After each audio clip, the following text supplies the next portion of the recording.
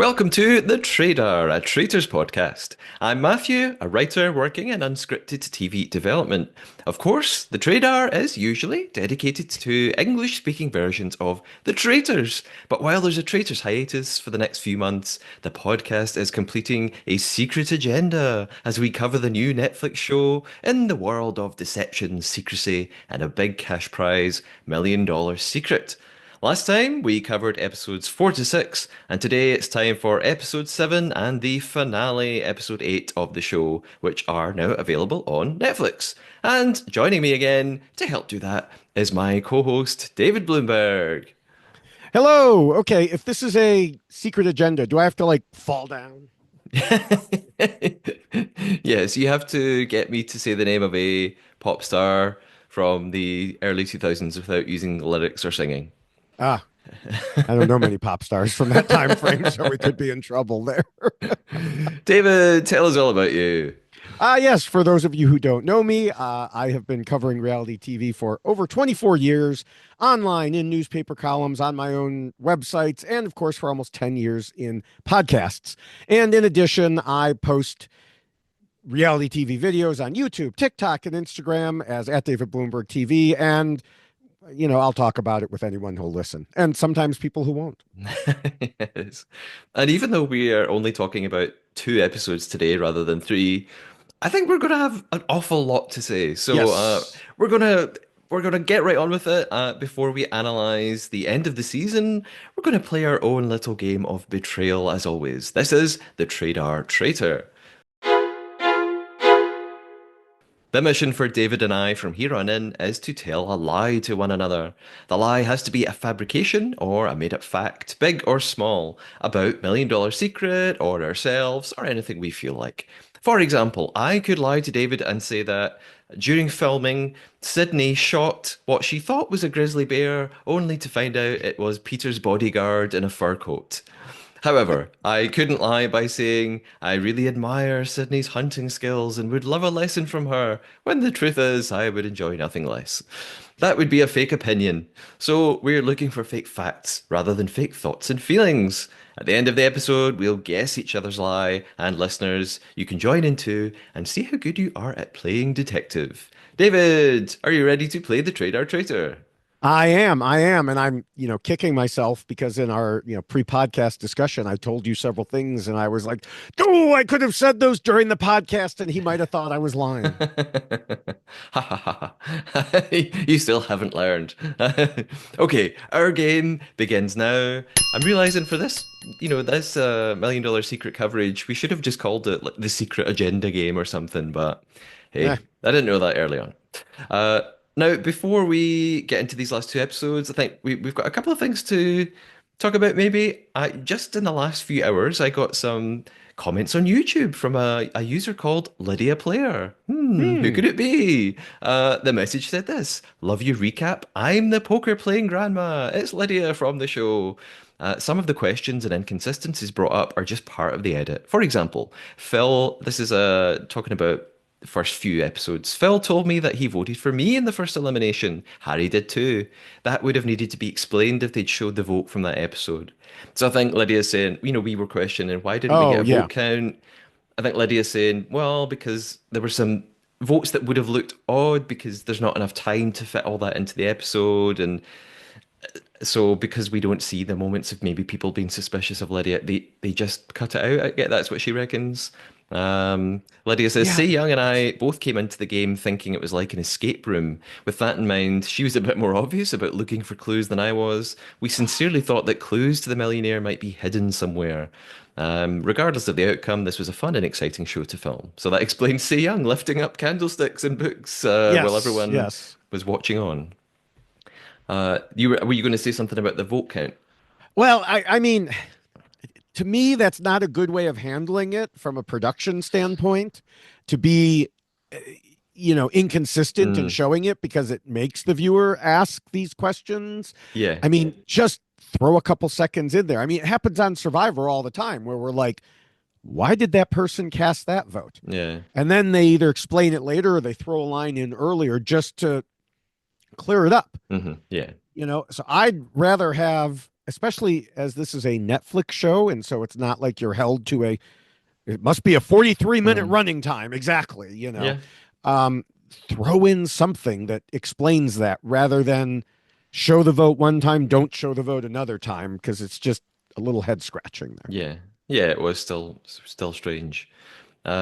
Lydia left another comment on our episode 4 to 6 recap saying, episode 4, after everyone figured out that Phil was the secret millionaire with his Scream agenda, it was so awkward sitting at the table with him. Everyone but Kara Yeah. and I walked away. We didn't want to leave him sitting alone. We had lots of respect for him. Episode 5, I had quizzed Sydney and Jamie about their jobs in detail and decided they were both lying. Then I waited until the elimination to put them on the spot in front of everyone. You get a little glimpse of that. Hmm. Neither of them had tried to get to know me or ask me anything about my job or family, etc. I understood Sam eliminating me. I might have done the same thing in her situation. It took the focus off of her.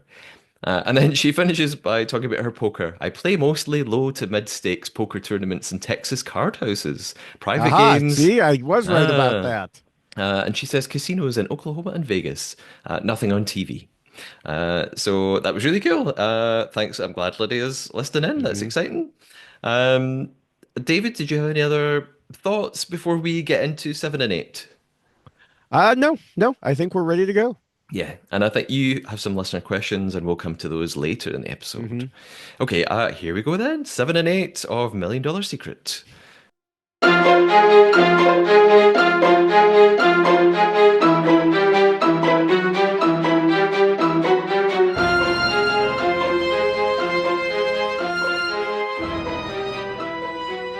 So we begin with a recap. What happened last time? Phil's gone. Sam became the new millionaire. The players were suspicious of Sam having some sort of cop connection, but it was Chris who was eliminated. And thanks to Corey completing his secret agenda, the money is moving on once again. We begin at breakfast. There are only 6 players left now. We've got Kyle apologizing to Sam for how he spoke to her last night because he was accusing her. He was perhaps a little bit over the top. You spoke about this last time, Yeah. and we get a confessional from Kyle. He gets quite emotional. He talks about his mom who raised him. That's why he's here. And these last 2 episodes, I think we get a little bit more of that from a few players, like their motivations behind coming on the show, what they would spend the money on, which it makes sense. We're coming to the end. Someone's going to win this million. Peter arrives at breakfast and tells them the money has been reassigned randomly.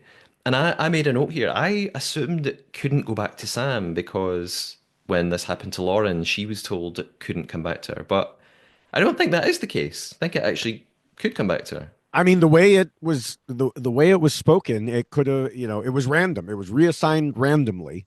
And of course, we saw, the tense, opening of the box with Sam. Now there was also the clue, but I feel like, and I don't remember if she specifically said anything, but I feel like she could have gotten it back. Yeah, I got that impression too. Peter also tells them all this time what the secret agenda, well, what the reward will be. It will be a kill shot in addition to the result of whatever the result of the vote is. But of course, the kill shot would be negligible if they manage to get the millionaire out, so they can't use the kill shot. He Yeah, also tells them that one person will receive a clue in their box as well as the million. Not as yeah, well it as the was million, not the same person, an extra right. person. Right. It was interesting to me. We didn't know this until we got to the vote eventually, but I wondered if like that meant the millionaire would get 2 votes, like they would have to circle twice or something. Yeah, But their vote only counted as the kill shot. yeah, I was So confused too. Yeah, yeah, because I sort of wondered, does that mean there could be what if their kill shot's the same person as the person who gets the most then votes? Is it then you separate? just have So one. Yeah. yeah, so I thought it could be one or two, but yeah, they explain it by the time we get to the dinner. Hmm. So we're back in the rooms and we have a series of dramatic shots, like you said, of everybody opening their boxes. Jamie, Sydney, Corey, Kyle have nothing. Sam opens. She has the clue, like you said. And Kara is the new millionaire. Sam reads her clue. The clue is the millionaire has 2 sisters. We see Sam in her interview saying she's not going to tell anyone this clue. She's going to try and figure out who has 2 sisters by talking to them all one on one. presumably, because if she just comes out and says, "Here's the clue, guys, it's someone with two Right. sisters," they know what the Right. millionaire knows what to avoid. Yeah, It's a little bit, exactly. yeah, yeah, It's similar to what Jamie did, but better. yeah, Less. I mean, Jamie was put into a more difficult position because everybody knew she had a clue. yeah. Um, so it was less blunt than the way Jamie did it. But yes, it's similar to that. And it is interesting that this situation sets up, the good friends coming after each other, because you had talked about last week something coming out of that brief scene on how close Mm, they were. And my immediate thought was, well, Sam must already know that Kara has two sisters. And then mm, as we go through the episodes, no, she had no idea. yeah. And, later I'll talk about a few tidbits of information from an interview with Kara that explains why Sam did not have this information already. Okay. Yeah, I sort of wondered the same, and it did remind me of what I think was a bit of foreshadowing last time. That Mm-hmm. moment showing that they trusted one another, they were really close. I think it kind of was leading up to the finale. Yeah, this reminded me a bit of Jamie because we had a listener comment last time. Somebody suggested, why didn't Jamie just keep it a secret and interview everyone? But the difference is this is a very sort of factual piece of information that you can find Right. out. Does somebody have two sisters or not? Trying to decide somebody's lying about their job isn't, you won't Right. necessarily get to the bottom of that just by having a conversation with them. Unless it That's, was a conversation with Sydney, because that one was so obvious. yeah, she'll just tell you, okay, Yeah. I have a second job, Yeah. with no provocation. And I don't remember the name of the restaurant where I worked my first job. Yeah. I thought it was smart of Sam to not tell everybody. I Yeah. thought she did the right thing. I do think she makes a bit of a mistake later with this, but Hmm. yeah, figure it, try and work it into conversation with people rather than tell them straight away Yeah. and give them a chance to lie. Peter arrives to Kara's room, as he always does when there's a new millionaire. Yes. Now, We, wait a minute. I oh, have to bring this up again. is it the shoes? Yes. It is emphasized even more that she hears him coming down the hall. Like you see her, like as you hear clop, clop, clop, clop, and she's like, and gets up and walks over to welcome him. And it's like, how does nobody else hear this? I mean, I guess it's quite possible that this is a really big, I don't know, hotel slash resort, whatever. They've rented out the whole thing apparently. So maybe each person has like their own hallway entirely Yeah. to avoid that. Because otherwise, dang, give that man softer shoes. Yeah, I noticed it too. I do have a note about the house where they filmed actually. So at some point it's buried within my notes. So maybe that will help explain what's happening here. Peter arrives. We found out a bit about Kara. Yep, her background. Her dad has been fighting cancer. Her family's struggling. She talks about the money changing her life.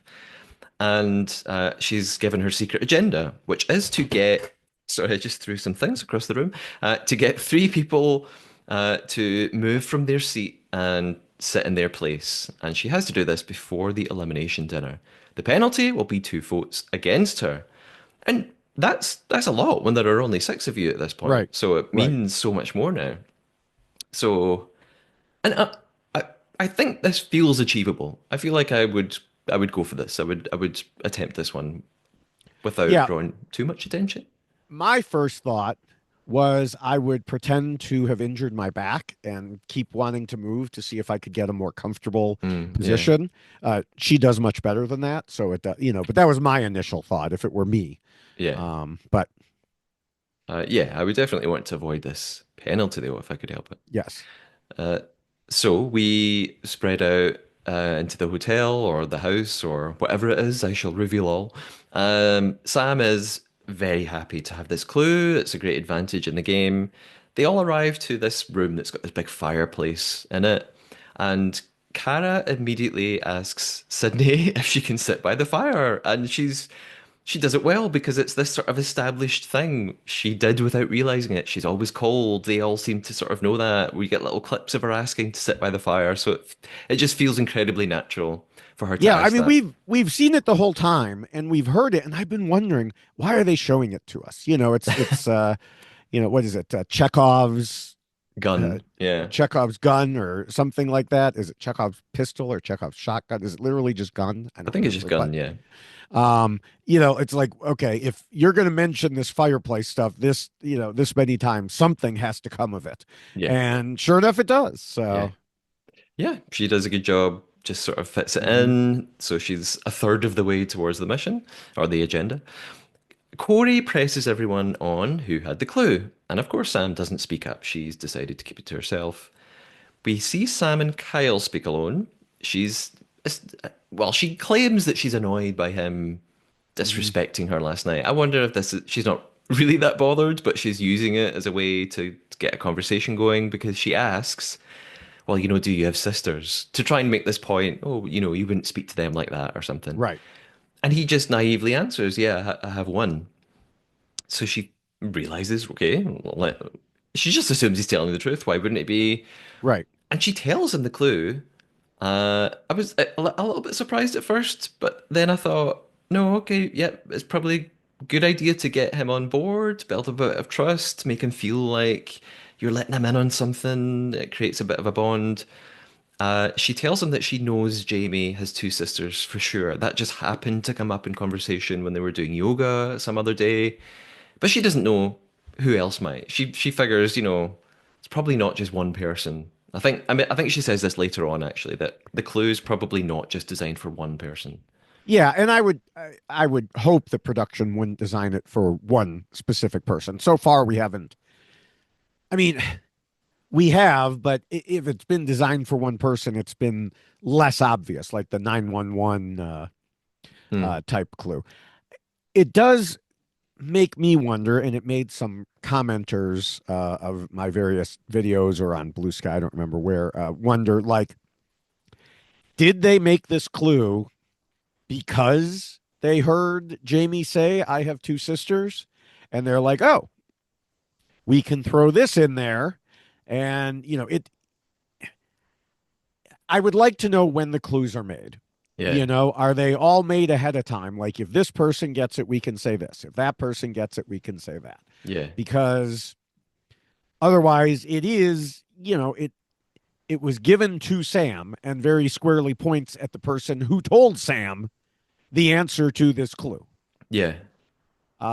Which, you know, to someone just watching it may not seem very fair. Hmm. I suspect that the clue was made up before they knew who would randomly get it. Yeah. Uh, the question is, was it made up before Jamie said that? Because, like last week, we knew the cop clues were literally given to him the same time that people were talking about stories that involved cops. Hmm. So it wasn't like two people brought up cop stories and they were like, ooh, quick, throw this in. Purely coincidence at that Yeah. point. And we know that because they were telling the stories while waiting for him to come back. Yeah. It's not like one camera person was like, oh, hey, we got two stories about cops here. Can we make the clue quickly about cops? Let's Yeah. go and do that. Yeah. I really don't think that this clue was sort of planted because of Jamie happening to say that. I feel like they in the casting and development process, pre-production, they've surveyed the players, they found out who's in their family. I feel like number of siblings is a fairly Yeah, obvious go-to make up some clues. They've noticed that like maybe three or four players have two sisters. That's something that they could right. use. Like I it mean, could maybe have applied, maybe, as we'll find out, to Corey. It's a yeah, little, it's a little iffier if it could apply to him. Um, and maybe they wouldn't have used it if all the people with two sisters had been eliminated by this right. point. Well, they obviously couldn't have because it would have, or all the Just other wouldn't have people. worked. Yeah, Yeah. But yeah, and the other thing is, we wouldn't have seen that clip with Jamie telling her that if it wasn't important. yeah, So, cause and effect can be a little bit flipped around, just like we wouldn't have seen Kara asking for a seat to by the fire previously if she hadn't used it for this Mhm. secret agenda. We also wouldn't have seen Jamie telling Sam about her sisters if it hadn't become important. Yeah.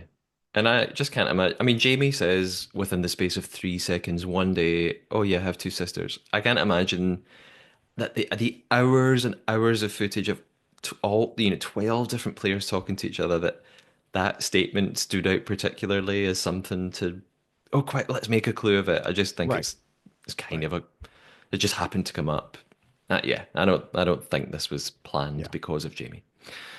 Uh, After this, we have, oh well, there's a little moment of uh, Sam worrying about Kara because she's close Hmm. to her, and she says, "Oh, if she has two sisters, I'm going to throw up."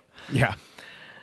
We see Sydney telling Jamie that she suspects Kara either has the clue or the money because she feels like she's behaving differently. She describes her as stone-faced today, and they make it clear that they are Sydney and Jamie are allies. They're kind of like a pair now. Oh, yeah.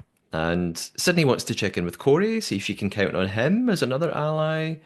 And she talks to him about Kara, saying, "Don't let the quiet girl fool you." Corey, Corey, who suspects everyone for everything at all times, of course, now suspects Sydney. He's like, "Wait a Yes. minute, why is she saying this about Kara?" Corey just picks up on the funniest things to be suspicious about. He does it so often. And then he immediately tells Kara what Sydney suspects. So it's just exactly what Kara Yeah. needs. She Right. convinces him, no, no, I trust you. And he's like, yeah, yeah, I trust you too. Yeah. And she's like, I would have broken down the moment I walked in the door if that were true. And Yeah. which everybody believes about Kara at this Yeah. point.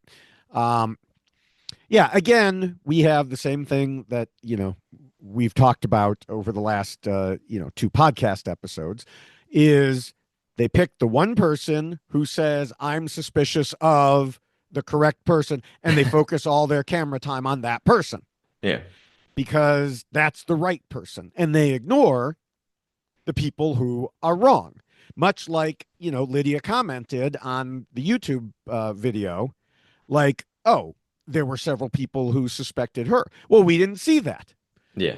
They focus on the ones who are right, and it makes them look good. It makes those people look like, aha, I really know what's going on.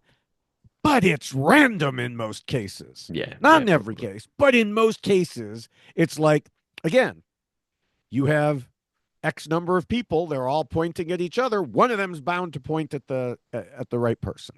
Yeah. And like, at the top of the podcast, we were saying Lydia had commented on YouTube saying, oh, actually, a couple of Mm-hmm. people suspected me and voted for me, but they just don't include that for whatever reason in the edit. There's this really important moment here because so we've got Corey and Kara talking. Corey leaves, Sam arrives, and Sam uses this as her moment to kind of interview Kara without making it too obvious, she thinks. She mentions her own sister and asks Kara, "Oh, do you have a sister?" And Kara just senses what's happening. She just Yeah. realizes it must feel out of place. There must be something about the way Sam says it. She immediately uh she susses it and she just Mm-hmm. replies, "I have one." And I thought this was incredible, like real Yeah. great intuition, quick thinking. She knows I should, even if it's not a secret agenda or a clue, I'll just make up a lie just in case. Yeah. It's great. And of course, then Sam reveals immediately, Right. "Oh, right, here's why I asked you this," and tells her the clue. So, yeah, Kara tells us Kara just internally. yeah, exactly. And she tells us this in her interview right at this time. She says, "Yeah, my intuition told me siblings might come into it, could be a clue." Yeah, she's really, really smart. Mm-hmm. Sam then tells Kara about Jamie. She told me yesterday or whenever that she has two sisters.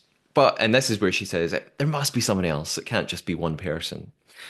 So this could cause issues for for Kara. Kara possibly, if it was just Jamie and Sam was like, well, it's Jamie, case closed.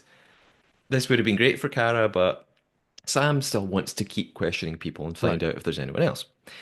And at this point, Peter comes on the PA and tells them, please don your favorite swimwear and meet me in the spa. It's time for our activity. It's kind of weird because they arrive in the spa wearing robes and then they have to choose another robe. It's like they already have robes. There's two white, two grey, two navy. You can figure out it's going to determine the teams.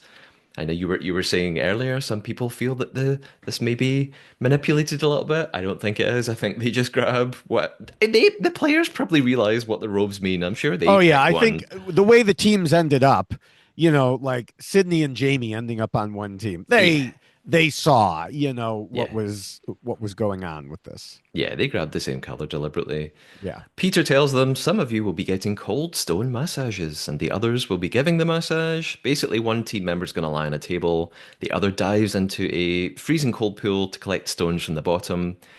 I misunderstood what they had to do here until they got going. At first, I thought, oh, this is really easy. I thought they just had to take a stone and put it on this body map, not realizing, no, they have to have 9 stones on each spot on the body. The pairs are Sam and Kyle, Corey and Cara, and as you said, Sydney and Jamie. Cara desperately wants to stop Sydney and Jamie getting to the trophy room, of course. I have loads and loads of notes here. It's basically, the water it really is cold. We see Kyle saying you actually can't really hold your breath properly. It's so cold. Well, there were chunks of ice floating in it too. Yeah, yeah. They And made like some sure it ice was, sculpture, yeah. like a stag ice thing or something. Yeah, so and this is where I realized, oh, it's actually difficult for various reasons. Okay. Corey, I did notice a few things. He's stacking his stones so weirdly. Like put the big stones at the bottom and build Right. up to the Yeah. small ones. Yeah. Um, Well, and also like they would like at the beginning they were stacking the stones and then going back to the pool, which means the person lying there had to stay perfectly still for all that time. So I think eventually they realized, oh, we should really get all the yeah, stones at once and then stack. yeah, But then also you had Sam who was lying down. She kept moving. Like she'd yeah, lift her head to say, "Oh, do you want me to do this?" and knock over all the stones. And even she admitted, "Yeah, that wasn't my finest moment." Um, and so yeah, and then apparently Corey can't count very well because he ran out of stones while they were neck and neck. yeah, So yeah. I noticed the same. I mean, at first I wondered, is it part of the rules? Were they told you have to start stacking before? But no, no, no. I think they realize, oh, we're doing this a really silly way. Get yeah. the stones first, then do the stacking. Kyle realizes maybe they should have thought about who had like a broader, flatter back to Hmm. lie on the table. Maybe that could have helped. And in the end, it is Sydney and Jamie who win. Sydney wins like all of these challenges. Like she's a real competitor, Yeah. which normally, in some other show, maybe like the Traitors, I often I'm like, who cares who can win the challenges? But actually, in this show, getting to the trophy room is really important. So you really do have a good incentive to In get in there. theory, she's never actually gotten, Well, to this point a clue, but yes, in theory, it's important. yeah, yeah. And maybe she'll be invited back for Netflix's, if they do. So Netflix has a new show coming out later this month that is made up of people Oh, from yeah. a bunch of their other The shows. the It's Netflix Battle Camp. universe. Yeah, it's called Battle Camp. And so it's got people from The Circle Mm, and The Mole and I don't know, probably other shows that I don't watch, like dating shows. mm. But so I think Sydney, if she wants to, is almost a lock if there's a second season of this show, just because of how well she did. Yeah. Maybe she'll become so famous she'll end up on American Celebrity Traitors as a reality star. We'll see her again. She can hunt some wild animals in the Scottish Highlands. She can shoot a stag for real. They Sunny and Jamie win. There's a little scene in the jacuzzi. It's very brief, but actually important because Kara gets in and asks Corey if she can sit where he was.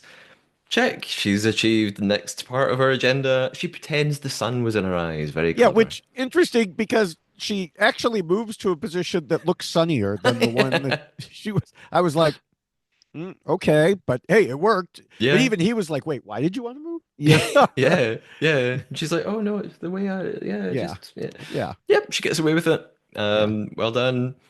It's time for the trophy room then. Sydney and Jamie are there, and Sydney tells Peter that she deserves to be back here after Mhm. winning so many challenges. And there's a really funny moment when Peter asks Jamie, "Do you trust Sydney?" And she pauses for like 10 seconds. He even does this like thing where he checks his watch. And eventually she's like, I do, but I don't trust anyone more than I trust myself. Not a great way to build confidence with your supposed ally.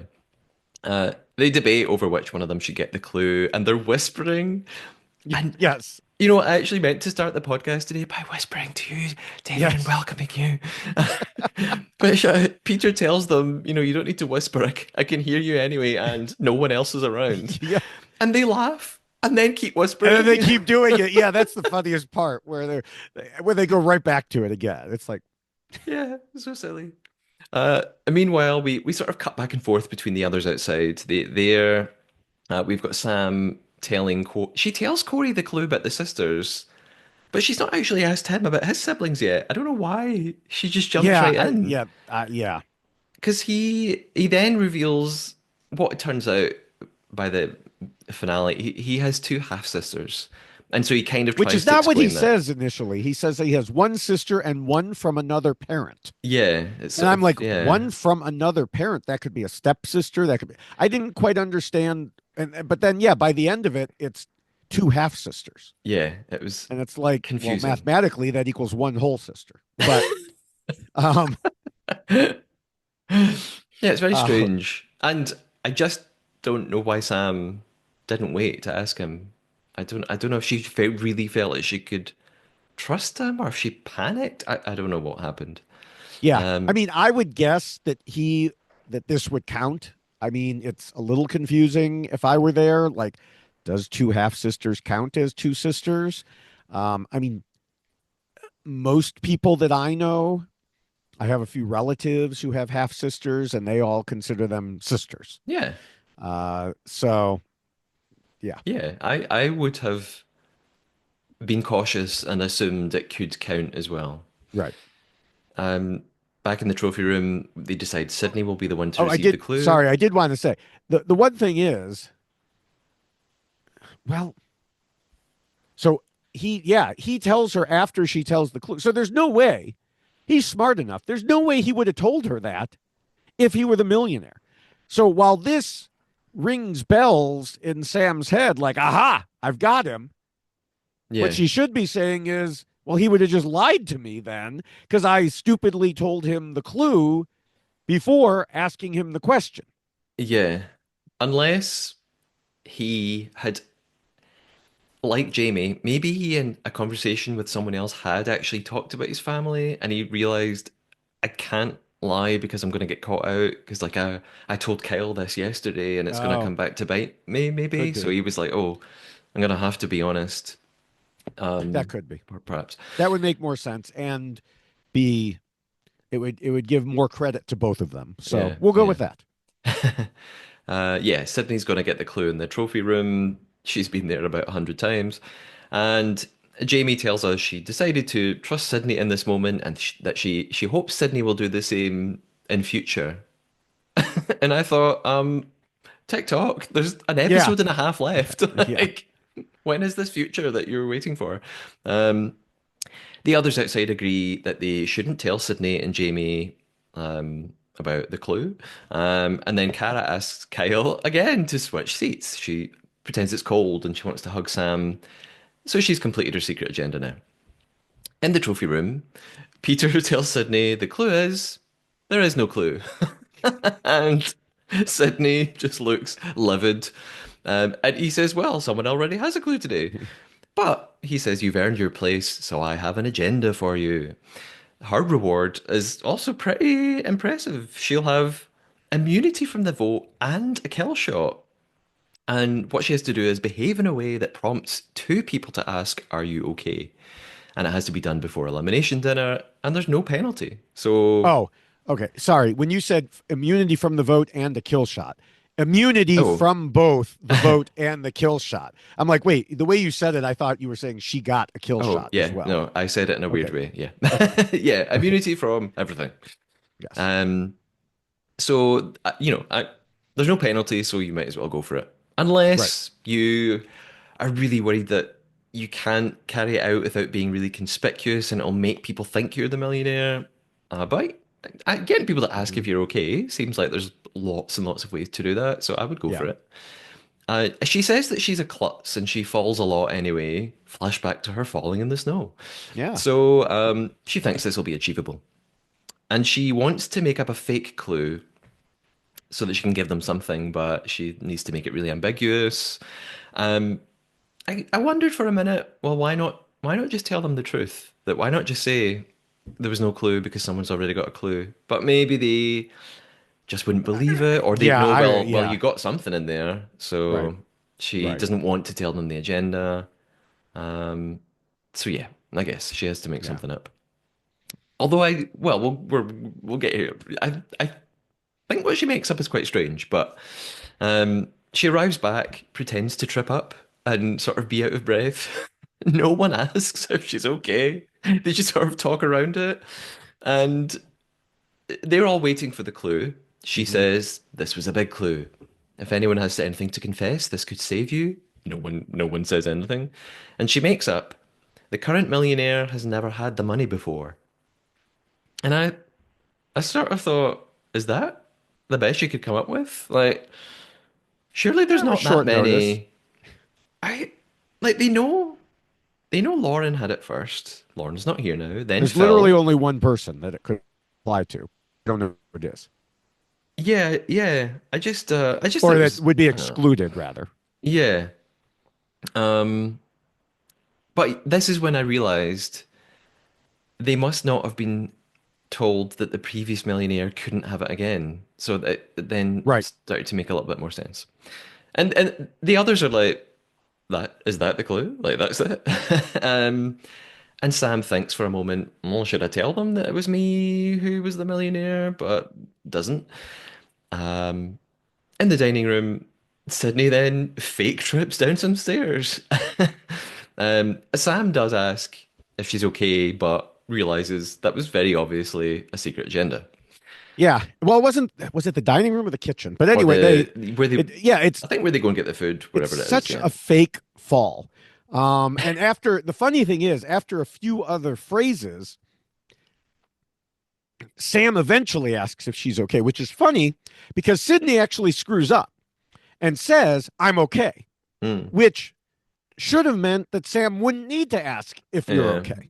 Yeah. Um, but the funniest part of it is two of the stag staff go over to help her out. And it would have been funny if one of them had asked if she was okay. But we Yeah. don't hear them say anything. So I think they just aren't allowed to talk to the players, Yeah. which would also explain why way back early in the game, the chef just gave Harry an annoyed look rather than telling him to move along when discussing pineapples. Although I did get a comment on my video about that. Jamie said that Harry sent them all the Maui Gold pineapples Oh, and wow. that they really are that much better. So, Oh, great. for whatever that's worth.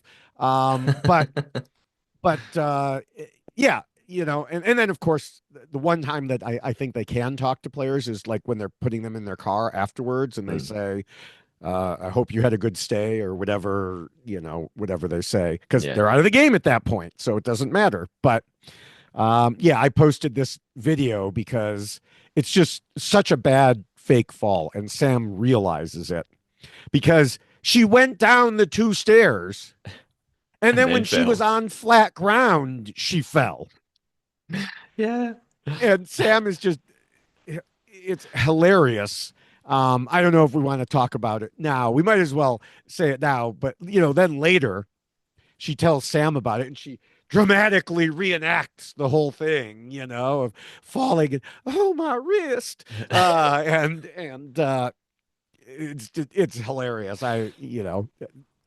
Sam is really funny in these moments of just, you know, going through all this. And then meanwhile, Sydney's walking around with ice on her wrist. and a towel wrapped around it. And, you know, Kara sees her and asks all questions except, "Are you okay?" Yeah, she even says, she says, "What the hell happened?" Because she's got this Yeah, ridiculous yeah, giant towel. Yeah, it was all quite funny. yeah. And then luckily for Sydney, Corey comes in and asks about it and even mentions, "Is this part of an agenda or something like that?" Yes. And then Sydney says, "You don't want to ask if I'm okay?" she, so he does it. And it's like, Yeah. I mean, she got it done. She got it taken care of, but it's just funny that she had to, kind of get fake upset at him for not asking if she was okay. Yeah, I did think it was maybe quite telling how reluctant anyone was to ask if she was okay. They're Yeah. just like, "Oh God, what are you doing?" Yeah. Um, but yeah, I guess it's a bit like Corey's, when he got given the task to make them say three words, and he just comes out and says the three Yes. words and makes someone else repeat it. Yeah. So Sydney does that. Are you going to ask if I'm okay? And he does it. Later on, or perhaps the next day, we discussed last time that time is meaningless in this stag, so I'm not sure when this is. We see Sydney in her interview. She has a problem with Cara potentially winning because she claims she hasn't earned it. And maybe you might mention this later, I'm not sure. Yeah, she doesn't like that Kara has skated by, which is a topic that some commenters have picked up on and are using as well. And to me, even before knowing anything else that I'll discuss later, my immediate comment or thought was, yeah, well, that's how these games go. Deal with it. I'll have more to say about it in our final thoughts, but she wants to use this to get other people to target Kara. Like she wants Jamie to vote Kara, and they feel like they need Kyle to do so as well because Corey won't. And as she's saying that, I'm doing the math, and I'm like, that's still just three, which Hmm. gives the millionaire the tiebreaker, except, well, two things. One, Sydney may not care because she's immune.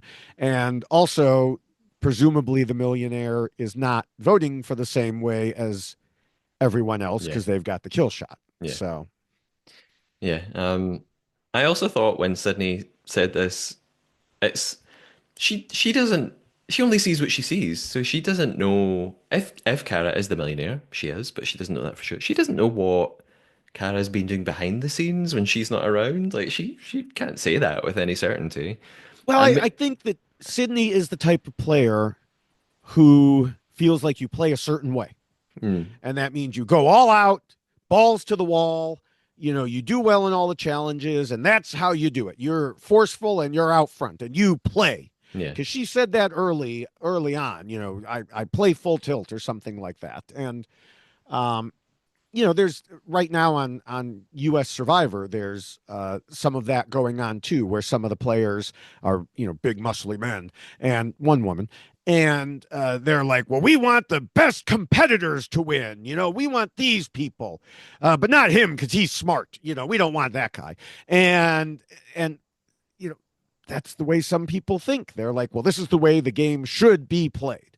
And yeah, it's like, yeah, it's not up to you to determine how the way the game should be played. yeah, exactly.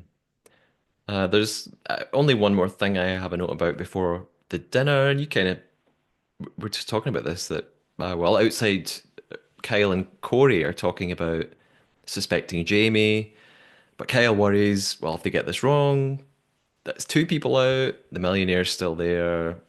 This is, it's a big one. It's a really important one. I don't know. To my mind, it's like as long as I'm not one of those two people, it's one less Well, person I have to worry well, about. exactly, yeah. Uh, and the money could still move around, Yeah. which it kind of does, and then back Yeah. again. Yeah. At the elimination dinner, then, or breakfast, or lunch, or supper, or whatever meal it is, Sydney is very focused on getting Cara out. I'm still not completely sure why at this point. Other than that she said she noticed her behavior was a bit different this morning, but I don't know why she's so laser focused on her. And I get maybe it's we're being fooled by editing. Maybe she said, "Well, I really want to get Kara out, and I want to get Sam out, and I want." They just show us her talking about Kara. I don't know. I mean, I And feel like in this game, especially with that few people, you have to get laser focused on, or I don't know that you have to, but Sydney, in her mind, has to get laser focused on one person and put all her effort into getting one person. yeah, I guess maybe she sees that Kara's very close to everybody else, so Mm-hmm. that does make her a threat because she knows that she isn't very close to people. So she's like, "Well, I need to get the other, yeah, I need to get the popular person out." And Kara seems to know that Sydney is coming for her tonight, but she also has a feeling that Sydney won the immunity. So because she was in the trophy room and she was the one to receive the clue, as far as they know, so she doesn't know if she should waste her kill shot on her if she I've survives got to, yeah, I've elimination. got to think at this point because, she comes out of nowhere with immunity. Mm, And I'm like, wow, that was a good guess.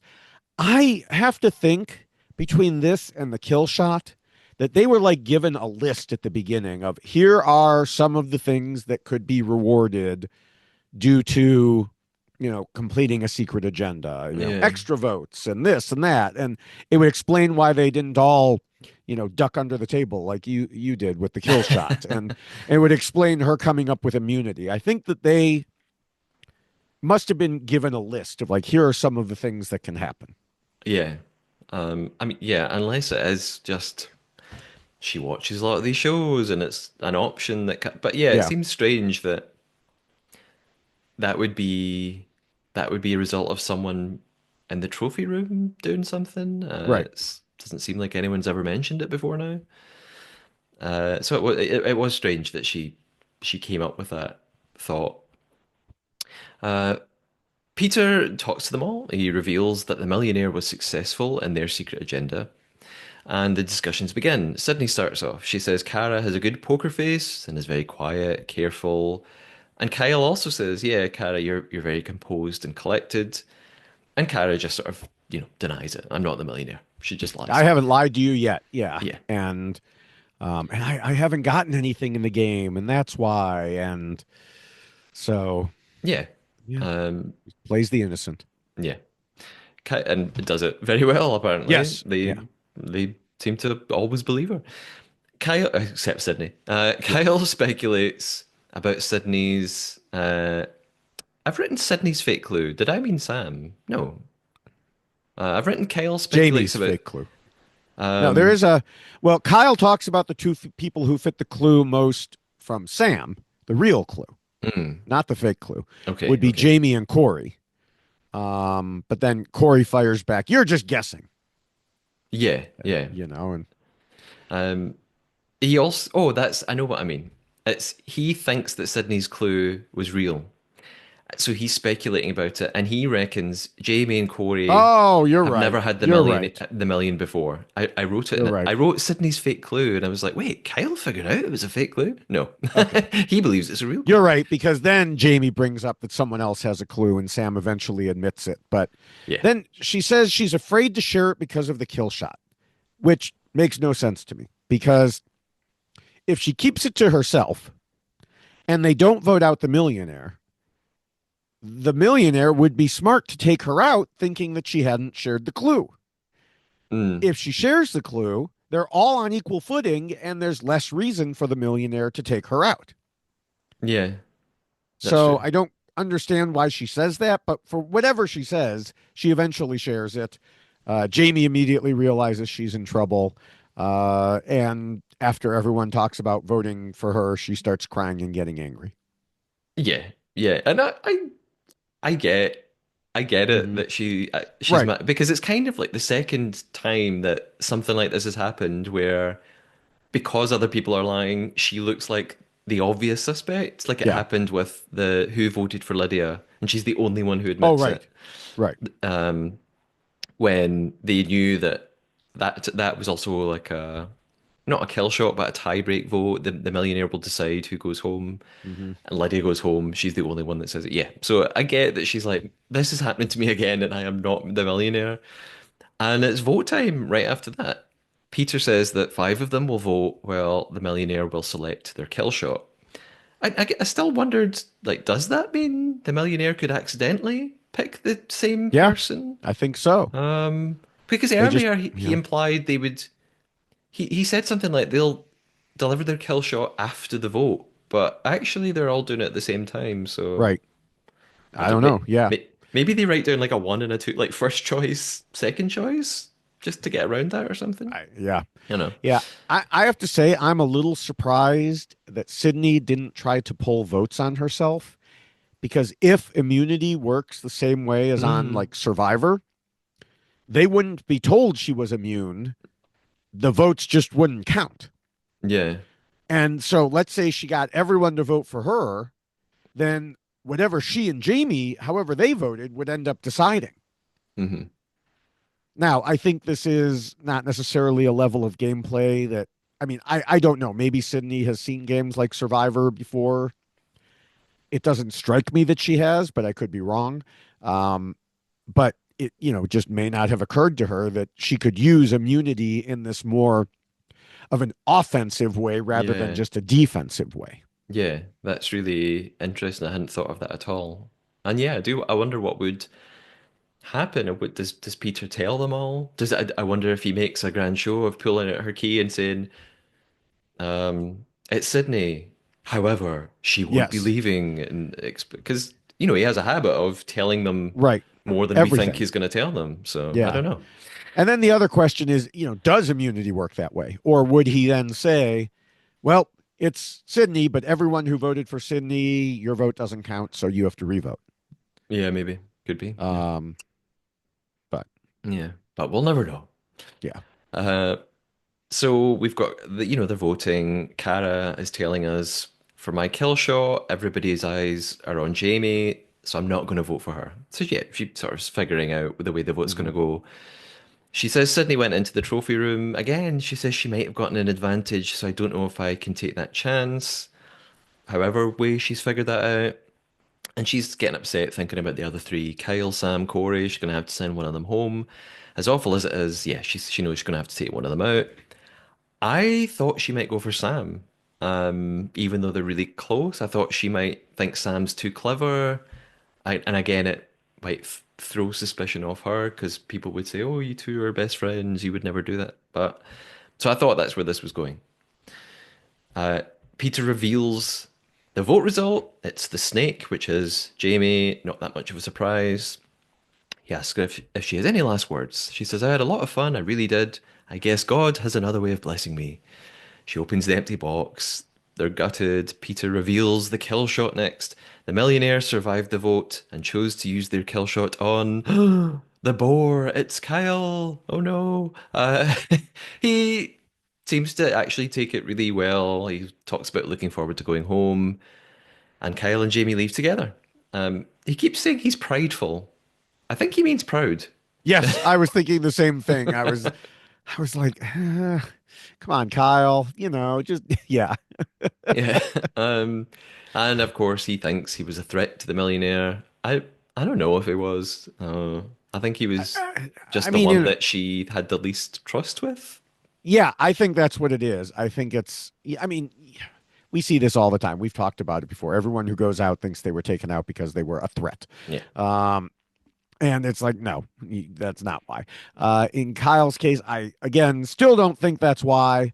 Um, Now, he may have thought Sam was the millionaire, in which case, you know, considering how strong he went at her, Mm, he may think that was why. yeah. But I think it's just that, yeah, that Kara picked the two people who she was going to, best be able to manipulate Yeah. Yeah. by keeping them around.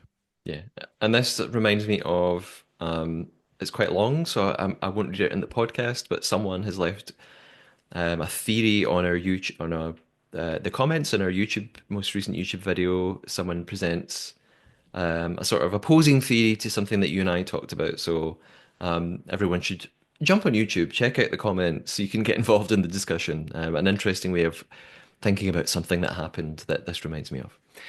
Peter reveals to the others that, oh, I forgot this. He does reveal someone had immunity from the kill Yes. shot, Yeah. although it wasn't needed. And he doesn't name Sydney. He says, get some rest. You'll need laser focus tomorrow. And then we get a vote reveal on the screen for us, the viewers. Jamie was voted for by Corey, Kyle, and Sam. Sam received 2 votes from Jamie and Sydney. Um, why why didn't Sydney vote for Cara? Is it because she knew no one else was gonna, so it was pointless? I think probably, yeah. You might as And well. yeah. Also, what's interesting is that sorry, Cara voted for. Oh, sorry, it's her kill shot. I was going to say Cara voted for Right. Kyle. Of course she Yeah. did. She used her kill shot on him. Yeah. So See, but this is Jamie had another 2 votes. situation similar to what Lydia said, where we're asking, why did Jamie and Sydney vote for Sam instead of for Kara? It was never Yeah. explained. Everything that we saw indicated they were going to vote for Kara, Hmm. and yet we still saw the votes. So why, Yeah. again, why didn't they show it to us previously? It doesn't, I that wonder part if it doesn't make was sense. they maybe they had planned until the dinner, and then because Sam revealed the clue about the sisters, that's the thing that suddenly changed both of their minds separately. I don't know. Maybe there was more discussion at the table that we Yeah. just didn't get to see, which is a shame. Uh, there's a bit of a debrief after elimination. Sam is wondering if people lied about their siblings. Well, she thinking No. they must have. And she thinks that Corey lied. She's telling us in an interview, "I know Corey lied." On the other hand, he thinks that Sam made up the clue and that that's what the lie was, and that she's the millionaire. Cara then is saying, she says this funny thing in her interview, this great line. She says, it's hard, but it's $1 million hard. Suck it up. Yeah. She's talking to herself. Thought Yeah. that was great. And the episode ends with Corey saying, nobody trusts anybody now, which is a great lead into the finale. So, episode 8. This is what I was going to come back to earlier. We're here. It starts with some nice swooping shots of the hotel, which isn't really a hotel. It's a villa called Chateau Okanagan. And I know this Not the because stag? it's not called the Stag and it's not a hotel. Sadly, I'm Oh. ruining the illusion here. It's a villa, a private villa for rent, the Chateau Okanagan, and I know this because of a listener put this in a comment on YouTube. So this is Mary who's commented before, and I think Mary lives in Canada, so she knew this. And if you go on the Chateau Okanagan website, it's got a little sort of like now featured on Netflix's $1 Million Secret. It's you can have a look at the calendar to book a night at the chateau. It will cost you around $14,000 a night, uh, depending on what month you pick. It's like between 13 and $15,000 because you just rent out the whole villa. So it's not it's not a hotel at all. You don't rent out rooms, Hmm. which maybe explains, to go back to Peter, maybe the rooms really are just so far apart from one another that he can afford to just walk noisily down tiled corridors. And there's probably, and again, there'll be lots of crew making lots of noise. I'm sure that you probably obviously just don't, you can't tell what noises are what beyond your room door. If if anyone wants to treat me to a night at it's my birthday next month, so not the month after next month. So $14,000, I feel I deserve it. So if anyone wants to, take me there, you can come with me. I'm not going myself. There's apparently plenty of room. Exactly.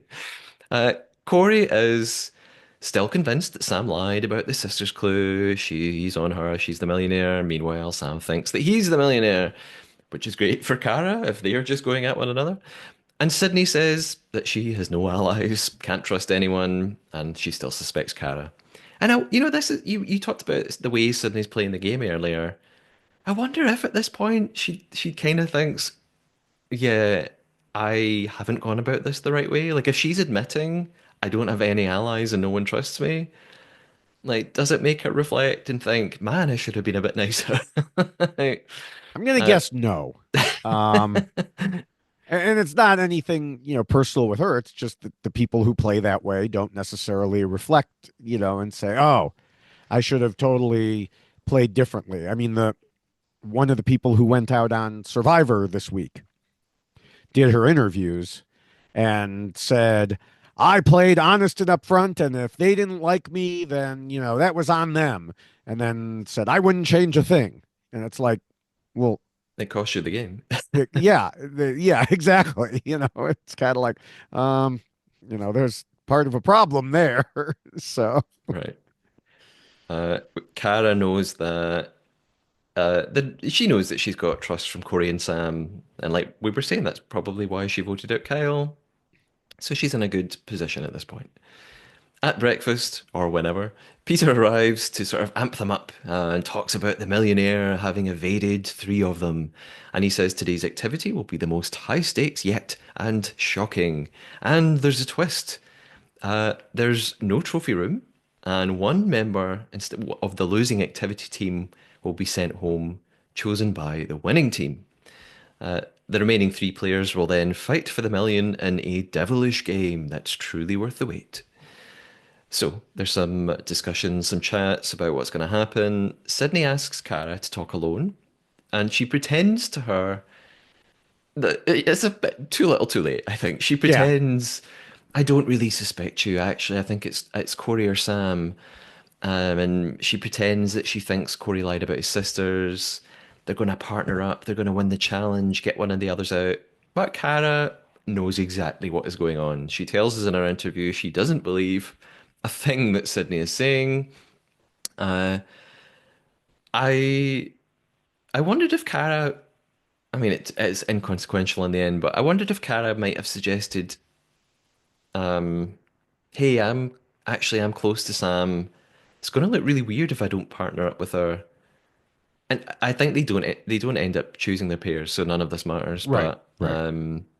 it's just Sydney's saying, "Oh, we should pair up and do the final task." I just wondered if Cara thought, "Well, Sam is going to wonder why I'm doing that," but it ends up not really mattering, I don't think. And we've got Corey telling us he only trusts Cara. There's a bit of an evening meetup by the looks of it. The four of them, they're at the fireplace for drinks, and an alarm goes off. Peter comes over the PA, tells them to head to the trophy room and collect their boxes. So the activity is like it's a laser beam challenge. Some of the beams are moving. It's very Traitors season one. We've seen this sort of thing before. Yes. One of the pair will wear goggles that prevents them from seeing the lasers. The other has to guide them through. They get to the other side, get their box, grab it, run back. Then they switch roles. And yeah, the pairs are picked randomly. So Cara and Sydney's conversation was fairly pointless earlier, although they just end up together. And Sam and Corey are together. Cara then tells us in her confessional she wants to throw the challenge and hope that Sam and Corey vote out Sydney. And yeah, it works, and I think this is a good decision. Yeah, I think it's yeah, it's smart. Obviously, she realizes she can't make it too obvious. Which we'll see. The mission begins. I didn't realize they were doing it simultaneously. I thought yeah. maybe Same maybe it would be here. a timed thing. It makes it easier to throw when you're head to head. Yeah. You can look over and see, okay, that's where that person is. But also, I would think it's a bit confusing because you have two people shouting out instructions. Yeah. Although I think they have earpieces in because at Oh, the you're right. I the did see end, earpieces. Cara Yeah. pulls it out I as if she's wondered what that annoyed. was. Yeah, I wondered what that was. Yeah. So Um, I think then maybe that's how it's working. yeah. Yeah, Cara's trying to slow Sydney down just enough, not too obviously. Sam gets the box on her side first. Corey goes for it. Sydney's still trying. Eventually, Sydney gets hers. There's a The moment where it funniest look. Yeah, Yeah, yeah, the funniest part for me is, Corey and Sam were paired for the rock stacking challenge. yeah, And Sam was like, "Oh, do you want me to move and knock things off?" And here, Corey lifts his head and says, "Can I get up?" and lifts his head straight into a laser. It's like, you two are made for each other. What are you yeah, doing? yeah. It's really funny when there's quite a stretch of time when Corey is just lying in one position, starfished, and is barely moving, and all it looks like. Uh, Kara and Sydney are way behind, but Corey's doing such a bad job. Kara Yeah, completely catches up, and then she has to really deliberately keep messing up at the end. And Sydney seems to catch on and wonders, is she just sabotaging this? yeah. Corey eventually surpasses Kara, wins, And Peter tells Sam and Corey they have until the end of dinner to make their decision about who they're going to send home. So Sydney now needs to try and convince Sam and Corey to keep her, which is going to Yeah. be Good luck on that one. a Yeah. losing battle. After the activity, the women are hugging on the couch. Kara's worried because she's put a lot on this sabotage. She's banking on Sam and Corey saving her. She obviously feels confident enough that she knows it's going to pay off, but you would still be nervous. Who Oh, knows yeah. what they're going to do? And Corey asks Kara for a private talk. Meanwhile, Sydney asks Sam to be honest and tell her who you're going to choose. And we just don't see a response. We just cut away.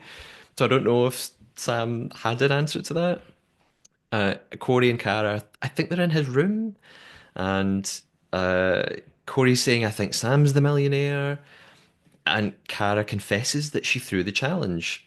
Um, I don't know if this was wise at this point. I thought this could really backfire. Might this make you look devious? Might this make you, because Corey suspects everyone for everything. So he'll be like, Well, hey, that's true. um, and he even says in his interview here, something doesn't add up. And he thinks maybe she's more dangerous than I gave her credit for. And he's asking, how do I know you're not lying to me? She does this, she pretends to be really upset by his mistrust. Yeah, and And that's the also, thing. yeah, yeah. When she says, "Why would I lie to you?" and I'm like, "Well, I can think of a pretty good reason." I mean, there's a pretty obvious reason there. And then he says, "Why wouldn't you at this point?" And she's like, "Oh, it sucks that you would say that." And Yeah. it's like, this is not a good defense. She should have said something like, well, if I had the $1 million, of course I would have to lie, but I'm not. Instead, she acts like there's no circumstance under which she would ever lie. Yeah. And she kind of does this at dinner as well, which we'll get Right. to. But I Yeah. I guess it works. Yes. Yeah. So I guess she knows him well enough Right. to know that she can play on his emotions and that will get the better of him rather Yeah. than logic. And there's also a moment where he, like Sam, he asks, well, are you going to vote for me? And we just don't see an answer. We just cut away and it's time for the dinner. And there's all sorts of voiceovers, clips. Sam and Corey are having all sorts of doubts going in, who they're going to pick. It's probably obvious who they're going to pick, but we get the impression they've not made up their minds. Peter welcomes them to the final elimination dinner. Tells Sam and Corey they have one last chance to vote out the person they think has the million.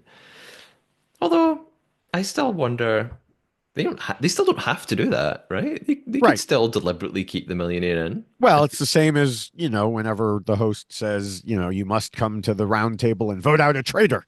Yeah. You don't have to. You can vote out anyone you want. Yeah. Like if they are pretty sure they they think it's Sydney, just keep her and lie to her and pretend that we've had a Yeah, change of part of the heart. problem is they still don't know what the end game is. Yeah. And he says if the millionaire makes it through dinner, they'll get an advantage. Yeah. So that is a good reason for wanting to target the millionaire. Yeah, I guess they both know they don't have it right now, so why not try and get it to move to now it's only Right. there's a 1 in 3 chance it could come to you Right. if you get it right. So, yeah. However, there's a twist. You just said it.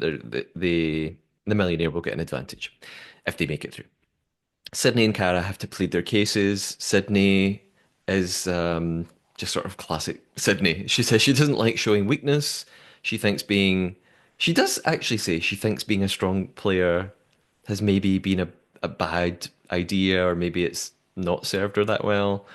And Corey says, like, admit something that you've lied to me about. And she confesses that she didn't vote for Lydia back in episode 5. She pretended at the time that she No, that voted she for did Cara. vote for Lydia. Oh, sorry, yes. That she did Yeah. vote for Lydia Yeah. and pretends, yeah, at the time she lied, said she voted for Cara. We talked about this earlier because at that point they knew that the millionaire had gone for Lydia in a tiebreak. Um, well, I don't know why.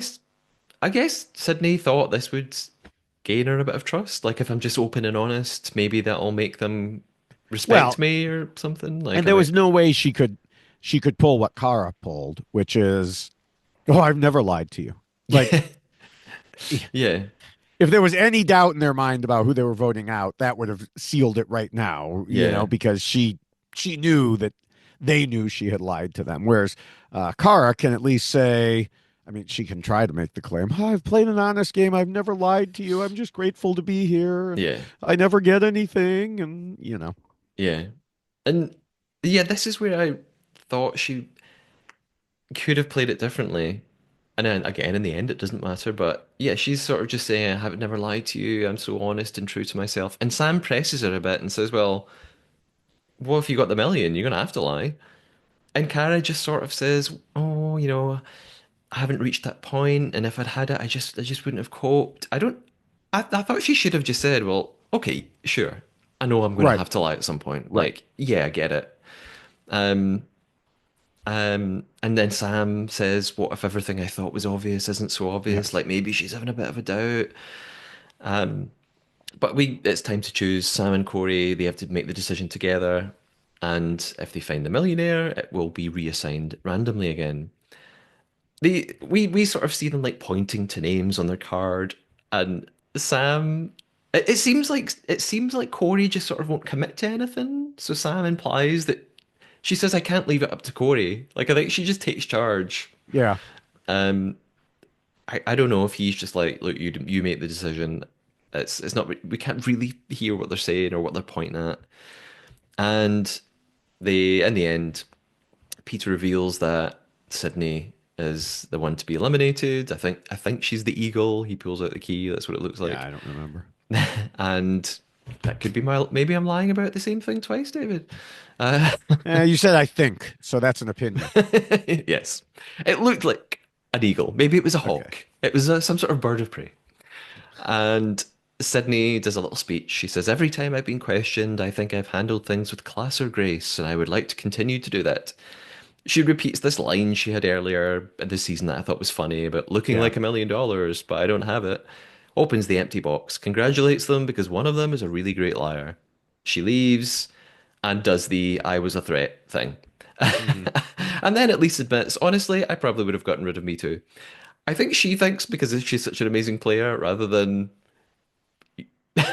you're a bit annoying. Yeah. Um, so off she goes. The aftermath then, it's really tense with only three people. Like, even in Traitors, I don't think we ever get down to like a final three until the fire pit. And there's no discussions. They're not Sometimes just, you don't even get to the final three at a fire pit. well, hey. Mm. We don't see that few people in the house having to kind of just chat Right. amongst themselves. Yeah. Usually it's like four or five at the end. So it's weird with three. Um, Sam tells us she trusts Kara. She's still sure it's got to be Corey. Then Corey gets up and leaves the two women because he doesn't. I don't know. He doesn't want to talk. He feels like I think he just feels a bit resigned. I think he just is like it's them against me, and I know it, and there's nothing I can do about it. Right. Kara follows him, tries to comfort him. You've still got my trust. And obviously, she's still insisting it's not her. I don't have the money. And yeah, I think he talks again about you two are obviously just gonna get me out. Peter comes over the PA, tells them it's time for the last activity, and they have to join him in the chandelier room. And this Now, final activity, sorry, yeah, before that, I do want to point out, you mentioned Sam was saying she's sure Corey is the millionaire. mm. Remember back in the first episode where she said she had spot on reads as a cop? Just, you know, at the time, for that one particular one she was talking about, then she was right. But Yeah, as I said at the time, that's just one instance. And here we are where it's most important.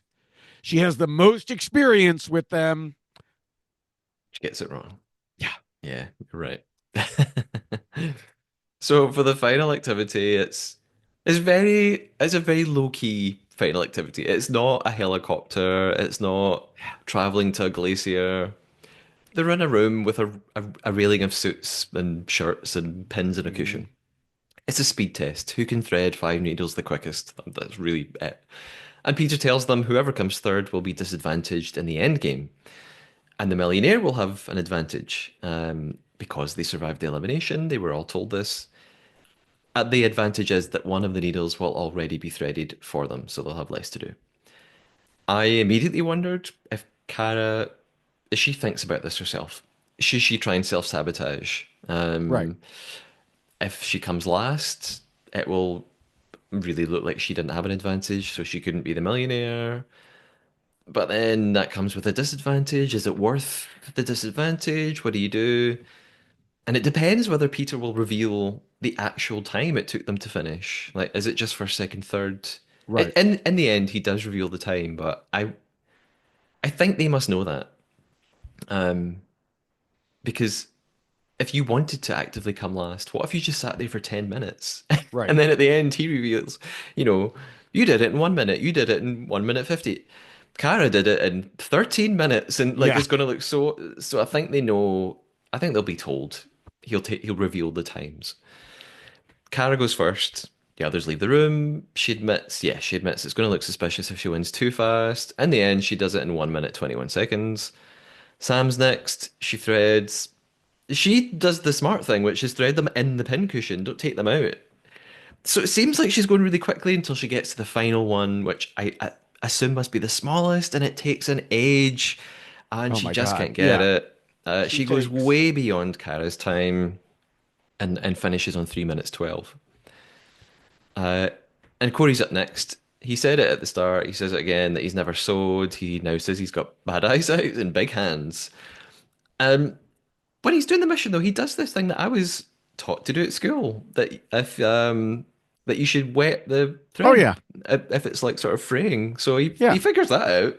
So I'm like, oh, is that just common sense? Maybe you have done this before. I don't know. And he surpasses Kara's time and he's doing fairly well. He's approaching Sam's time in the last needle, and he beats her. He gets it in 2 minutes 34. Yeah. He's like smack in the middle. Now I have to say, watching a series of each individual player threading needles, not the most exciting challenge ever. As a matter of fact, I think it's in the running for potentially the worst challenge on a reality show this Oh, year. If there wow. were like Emmy Awards for, reality shows, you've got Sydney getting worst actress with her fall. And now you've got worst challenge on a reality show. Threading needles. Like, seriously. Come Uh, on. Did you run out of money at this point, and just be like, well, what can we do? Well, we've got the costume shop over here. Oh, good. Bring them in. I am going to disagree and say I quite like this. I found it quite exciting. I liked watching how long it was going to do. I think, I didn't bother me. I was still excited to see who would do it fastest. I think here's my opinion. Sometimes when it's a big, gigantic visual spectacle, I actually feel quite removed from it. And I feel like I'm watching I don't know, a movie or I when it's a little really physical task like this, I like to imagine, well, I could test myself. Would I be good at this? How fast would, and I can sort of imagine myself doing it. So I quite liked thinking, hey, I want to time myself and see, I wonder if my hands would shake. I didn't mind it. It's clearly it's incredibly small scale, which is a weird choice for the final task, but I don't know. I Should was have been entertained. threading needles while hanging off a helicopter. Yeah. So all three return. Peter reveals Kara's first and reveals her time, and she begins to cry. And I wonder if is she pretending or is she annoyed at herself for doing it too fast? I can't quite tell. Maybe it's both. And of course, again, Corey's suspicious of this because Corey is suspicious of everything. And Peter reveals the second and third places with their times. I wonder if they'll focus. Will they have a chat about that? Will they focus on how big a difference there was between the times? Was Cara way too fast? But we don't really see that much discussion of it. We kind of just go straight to the trophy room. Maybe they did talk about it. I don't know. It doesn't seem to play into anything that happens, Yeah. particularly. In the trophy room, each player is standing in front of their box on a plinth, and A I plinth. That's a word you don't hear very often. Um, I found it tricky to figure out what exactly Peter was describing. Again, there's this show that was on in the UK called Fortune Hotel that involved every couple playing had a suitcase, and at the end of every episode, there was this swapping ceremony, and the challenges determined the order of the swaps. So I kind of had that in mind, and I was thinking of like Deal or No Deal and people swapping boxes. So I was finding it a little tricky to keep up with what Peter was describing. Yeah, He I said, thought it was going to be something similar to Beast Games. There were a couple of similar things in Beast Games where people swapped or people mhm, had to guess where something was. And yeah, yeah, Cara and Corey are going to take it in turns to swap a box in private. They have to move something. They can move any box. Um, and I assumed, right, they obviously can't open a box. They can't look and then swap. It's hmm just a sort of blind thing. And Corey's going to go first. And he can swap his box with either of the women, or he can swap their boxes and not do anything with his. And then Cara will have the same opportunity. I and still Sam is can't. screwed and gets nothing. Sam, she's told that she has the power of her words to influence things, Yeah. which it seems like she doesn't really do anything, and they're not. It's too late. Um, I don't.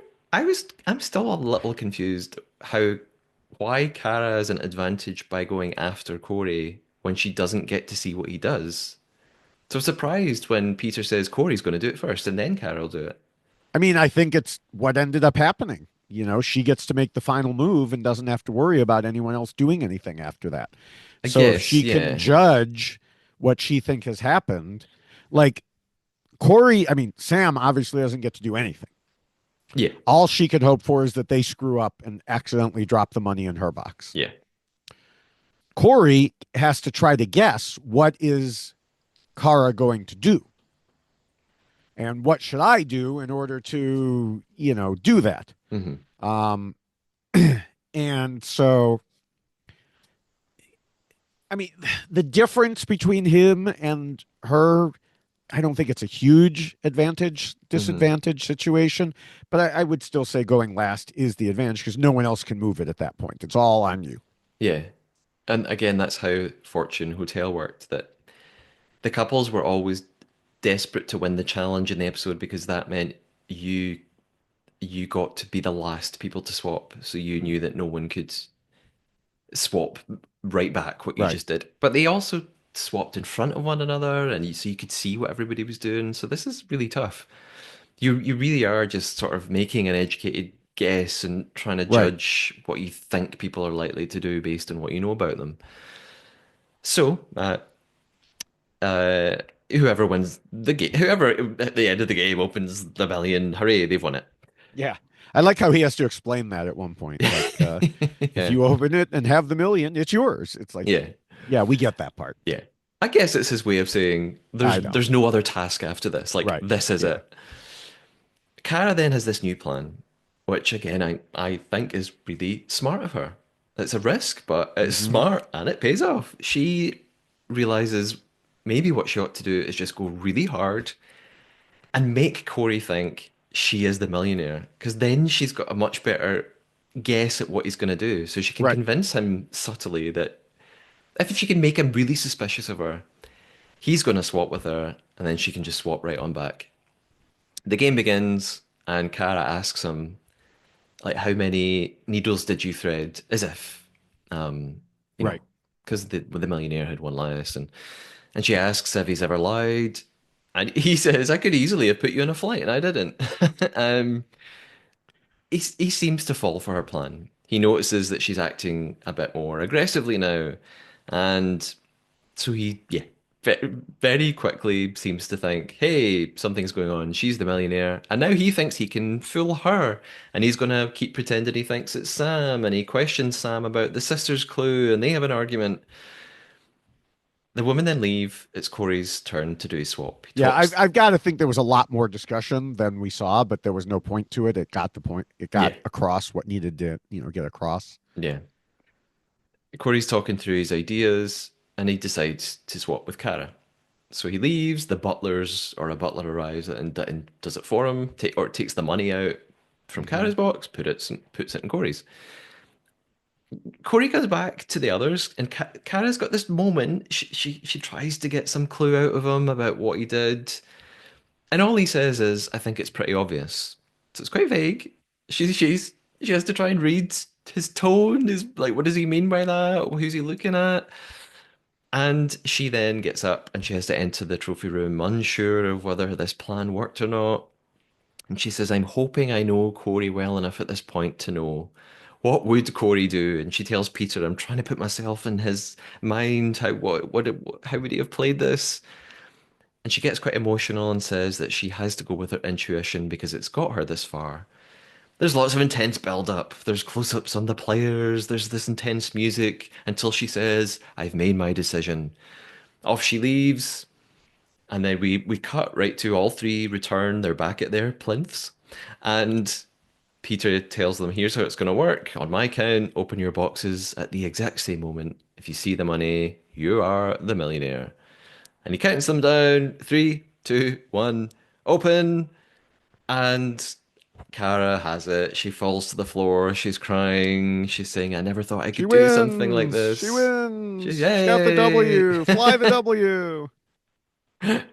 Is You that probably from have no something? idea. Huh? Is that from something? Yeah, that's what the Cubs, the Chicago Cubs, they fly a W flag. They have it on their on their ballpark, and that was how the people in the neighborhood always knew when the Cubs won. They Ah, would raise a flag, and they still do. So yeah, you fly the W. there we So go. Now why I wore the I shirt just for that, the win for Cara. She's not from Chicago as far as I know, but I was like, it's a winner shirt. So it's the closest you've got. yeah, Well done. Kara's the winner. And we get a little flashback to some of her smartest moves, like lying about her sisters on the spur of the moment, eliminating Kyle with the kill shot. Um, there's actually I reckon there's like four or five other things they could have shown here. yeah. I mean, getting rid of Kyle with the kill shot, I didn't understand why that was the supreme move. In and of itself, I think there were other things that they could have shown, but Yeah, I guess what we said earlier, because it left her with the two people that were likely to right, trust her. right. But yeah, like maybe we'll come to this, but she completed her secret agenda, the chair swapping. She threw the Yeah. laser task. She gained the trust of Sam and Corey. She anticipated what Corey was going to do with the swaps. She made him think that she was the million. All these steps. Yeah, I think that it's hard to show those in one or two scenes I is the guess, yeah, problem. that's true. That's One true. clip. Um, so Uh, yeah. and then I like the way it ends with Peter being like, "Oh, Kara has two sisters," and Sam's like, "Ah," and he's like, "What are you upset about? You're a cop." And that's how we end, just right Yeah, there, like that's a great end. A bit yeah. of humor. And that's it. $1 million secret is done.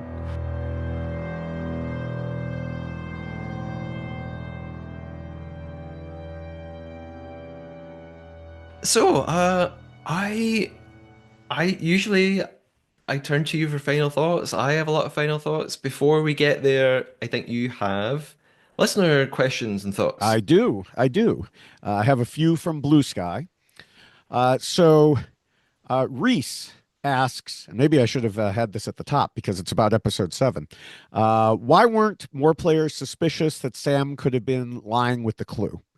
Obviously, Hmm. Sam wasn't lying, but as a player, I think it would be pretty convenient that yesterday Jamie told Sam she had two sisters, and then it was miraculously the clue. So in a way, Hmm. I brought this up without bringing it up in terms of what the players thought.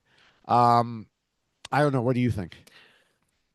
Well, again, I might return to what I said earlier that Jamie saying that was a blip. It was a few seconds in the middle of a day, in the middle of however many weeks they're there filming. Jamie would have had to, immediately go, "Oh, I just mentioned that yesterday to her, and that was weird." They Well, probably no, talked about because hundred. Sam said Oh we were well, yeah, doing, that Jamie told me yesterday. yeah. Well, yeah. I guess I don't know what the answer is to that because I, I can't ask the players why not. yeah, I mean, I suspect they just trusted Sam. or Yeah, those who didn't trust Sam, we just they didn't bother telling us that they didn't trust Sam. yeah. They didn't bother showing us them saying that. And I suppose no, because no one else steps forward and goes, well, that can't be the clue because I've got the clue. So because no one else had it, there was no one else to sort of contradict her Right. and come Yeah. forward. So, Yeah. Um, Susan G asks, I would like to know what kind of changes or improvements you would like to see if there's a season two. I think they will definitely have to change that they cannot say the actual words of what they are trying to get people to speak to complete their agendas. yeah, yeah. Although it's fun for us to see. It Uh, is, yeah, I think they. I was going to talk about this after, but I'll say it now. I think one or two of the clues were just a tad too much. Like we've mentioned it, the scream clue for yeah, Phil. I think that was too obviously pointing to who the million. Like there was just no denying it was Phil. right. So I think they might be more careful about having ambiguous clues that could point to several people and that aren't too linked to what the secret agenda was.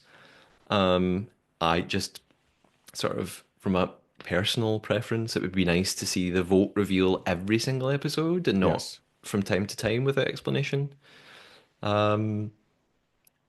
Maybe, maybe a couple more episodes, more players at the beginning. Um, I I have more positives than negatives, so Yeah, I don't have a whole lot to yeah, that I'm yeah. annoyed at. Or, Yeah, I agree with all of those things. I mean, they probably, as a new series, only had, the 8 episodes, so maybe they can make it a 10 episode thing and, like a 3-3-3-1. So you get the finale by itself at mm, the end there, something like that. Um, I mean, for our purposes, I think we'd prefer 2-2-2. It's yeah, not quite so much to do in one week, but um, I do agree with Susan that yeah, something like you can't say the actual words to get them to say the actual words. yeah, Like ask me if I'm okay. Uh, you know, um, and uh, and yeah, like you said, the some vaguer clues so that it's not quite the situation there. But I also think that in a second season, unless you get a bunch of people who haven't seen the first season as players, I think you're going to have more of a gamer's mentality for a number of the players, and they'll play it a little bit differently. yeah, yeah. All right, and then the last question from Marco Polo: Do we think it would improve the game if the outgoing millionaire, by vote or by secret agenda, can assign the money to another player of their choosing? It would give the game another strategic layer to think about. Yeah, that's how I thought it would work when I began watching the show. I thought that yeah, I don't know why I thought that. I don't know if that's I think there's another show I'm thinking of that has a similar mechanic, but yeah, I thought when Lauren was the millionaire and if she got eliminated, she would pick who it would go to next. Um, it's like some people suggest that about traitors, like if somebody with a shield is banished, they should choose who the shield goes to next. Um, Yeah, I actually like that idea. It takes away the some people's doubt or suspicions about the money being randomly reassigned. It would give players another reason to form alliances, and it might give the millionaire a reason to buddy up with someone, perhaps. It could also be used to screw someone over early on. If you're like the second person yeah, voted out, like if Lauren had been voted out while she still had the money, she mhm, could turn around and give it to Sydney because she's pissed off at Sydney and knows that yeah, there's no way Sydney's going to keep it for that long. yeah, yeah. That's true. So yeah, I'd be happy to sort of see how that experiment worked. Yeah. All right. Well, those were the questions. Okay, So thank great. you to everyone who sent those. Yeah, thanks. Here are my final thoughts on the season. Some of them I've covered. I, David, I'm going to be very smug and say I called it at the end of Yes, you episode did. three. You I did. said Kara's going to win, and I stuck to it after episode six. Cheers. I cheers to that. I obviously I'm psychic, and there's maybe another reason why I thought that, and it's because here's my big game theory. It's because you can read people. It's because I can read auras, and I Yeesh. read Kara's winning aura. Um, I think I'm trying to be careful and not spoil things. I think there's an archetype that does really well in these games, and it's the unassuming, sweet, quiet Hmm. young woman. I've seen it in several other strategy shows where young women who seem like the quiet ones or the nerdy ones or the really sweet, lovely, friendly one, they often do incredibly well. So I don't want to say too much because it might give away who wins certain seasons of certain shows, but Kara Every show that fit has that for ever me. existed was won by a quiet young woman. That just say that every show ever. Yeah, that will get some great feedback online. Yes. So I think in my mind, Kara fitted that archetype, and it made me think she might do well, and she did. Yeah, and we saw her as an under the radar player, and others like Sydney inside the game and some fans outside the game criticized her for it. Hmm. But that was her strategy. One posted on my TikTok video congratulating Kara, using the words I talked about before that Sydney had said. She skated by as if this was a criticism, like, "Oh, how horrible! She easily glided into the winning position. Yes, that's terrible. How could she?" Yeah, yeah. But it wasn't that easy, and so I mean, she had some interviews. I don't know if you have more thoughts or you want me to talk about the interviews now. I'll give you my final thoughts, and then yeah, let's hear about them. Okay. One thing I've already mentioned, we talked about this before. I quite liked that metagaming seemed to be encouraged by the edit or the Right. game makers. For example, we see the players openly discussing not bothering to eliminate the millionaire and instead just use their votes to eliminate strong players. And we see them deliberately discussing throwing activities. No one steps in and says, you can't do that. You can't sabotage. They're allowed to do what they want. They're allowed to talk about it. I still a little unsure of the end game. I don't feel like Kara really had that much of an advantage by swapping her box second. It's not huge, but I found it exciting to watch that end game nonetheless. A few times in the series, I felt a little on the back foot with rules or activities, and I was kind of catching up with what was going to happen behind the players. Overall, though, I really enjoyed this format. I thought it was more successful than several other social strategy games I've seen. Like, I enjoyed this much more than Fortune Hotel. I enjoyed this more than The Trust. Yeah. I enjoyed this more than Rise and Fall, which was a reality game in the UK made by Studio Lambert, who make The Traitors. Rise and Fall just didn't. Seemed like a great premise, and it just seemed to fall apart for most It fell. people. It It seemed like a it great rose present, so briefly it, and it fell, and it won't be returning for a second season. So, I leave Million Dollar Secret with a positive viewing experience, and I would recommend it to people to watch. I yeah. think most people who like Traitors are going to enjoy this. Yeah, I agree. So yeah, Kara in interviews, a few that I checked, she, unbeknownst to us, described herself as a gamer and said she grew up watching shows like Survivor, Big Brother, and The Challenge. Oh This wow, never came up on the show. yeah, And she incorporated elements of strategies from those shows into her game, saying you can't be too loud, you can't be too quiet, which does show her knowledge of those Mm, types of games in general. It's something we would say about the traders too. yeah, And part of that was not showing that she knew and understood games like this. Because she said that when they first got the rules from Peter, Se Young mentioned out loud, "Oh, this game is similar to Werewolf." And Kara said in the interview that she immediately thought the same thing, but knew she couldn't admit it because she figured gamers would be targeted. And you don't want to say, "Oh, I understand games like this." yeah, And then something that we did see more of, she said she purposely aligned with everyone and built friendships and tried to get to know them while keeping some elements of her own personal life private. And I mentioned earlier that I was surprised that Sam didn't already know Kara had two sisters, given how close the two of them were. Well, now we know this was something Kara did on purpose, yeah, which probably also played into, like, why is Sam suddenly asking me how many sisters I have? right, Um, Now, Sydney talked about how hard she had played the game and she was annoyed that Kara could go under the radar.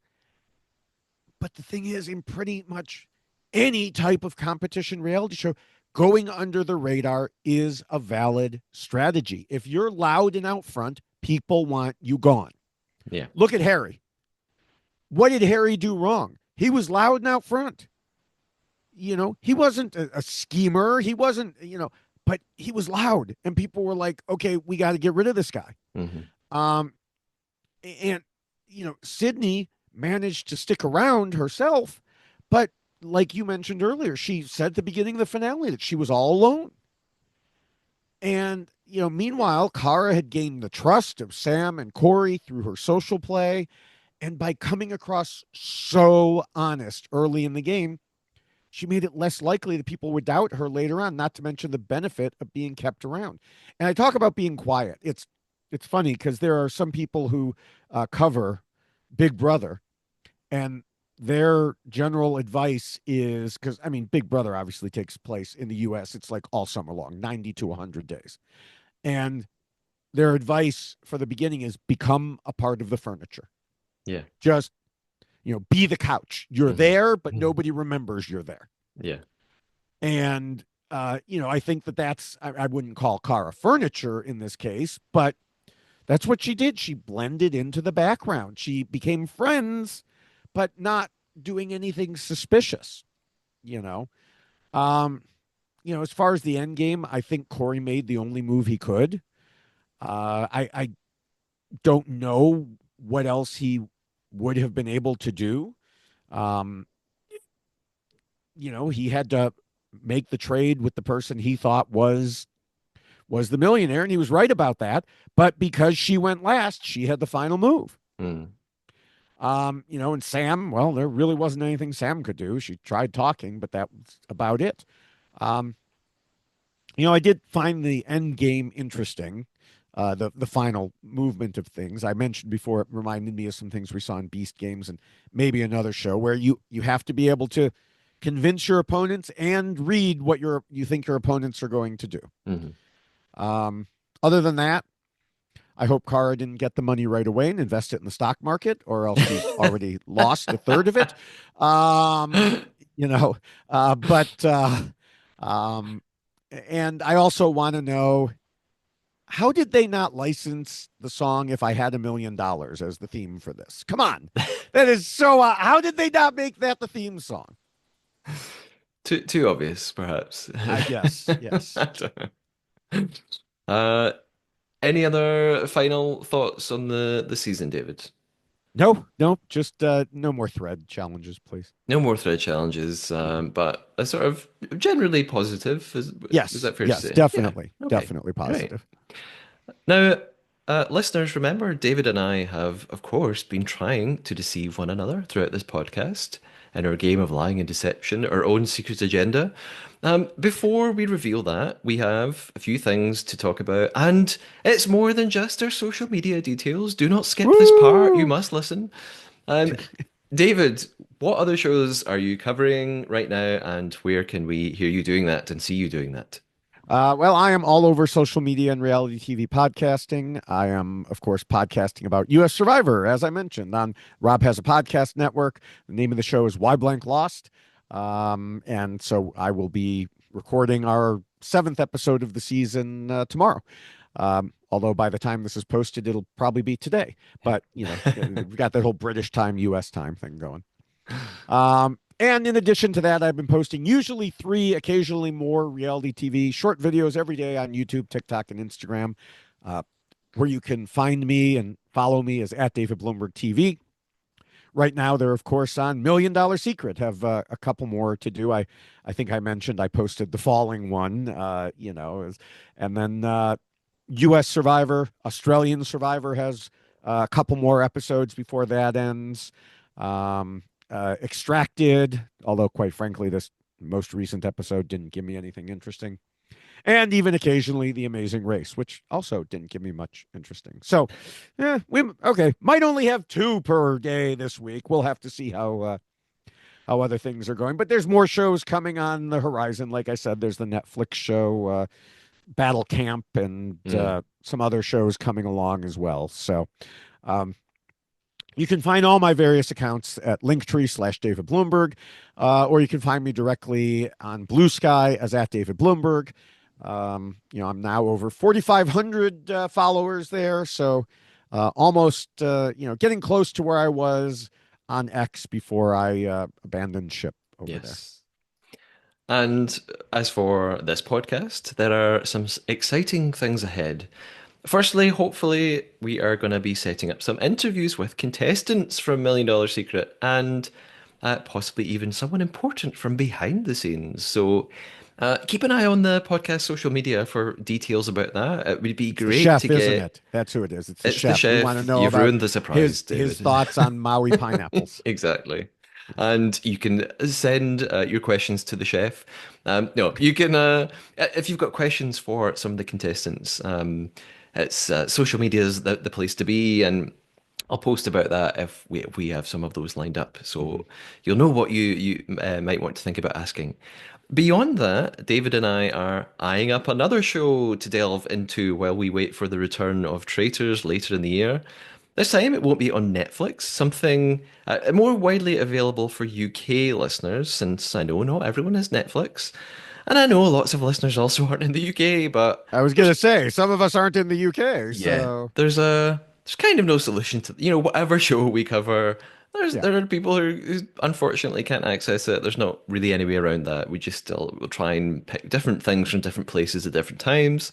We are going to cover this a new show called The Genius Game, hosted by superstar David Tennant. Very exciting. Here's a little about the show. It's described this way. Genius Game is a brand new reality game show that will see strategically minded players chosen not just for their high intellectual prowess, but also their social IQ, face the ultimate battle of survival. To win, contestants will participate in a host of never before seen games, all designed to not only test their intellectual acumen, but encourage them to carefully and creatively use the art of manipulation to outfox their opponents and win a cash prize. So it sounds exciting. This was announced a long time ago, so we've really Yes. been anticipating this. It's a, I think, Korean format that's been adapted. Maybe it's not. I think it's Korean. It's I think been. it's Korean. I think it's just called The Genius Mm, there. I know lots of people who have watched it.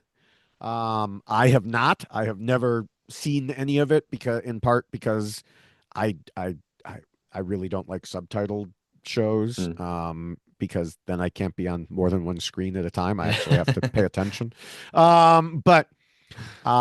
So yes, it will be all new things to me and presumably to you. Yeah. But their claim of it being all new, never before seen. I bet if you've seen the Korean one, you've probably seen some of these.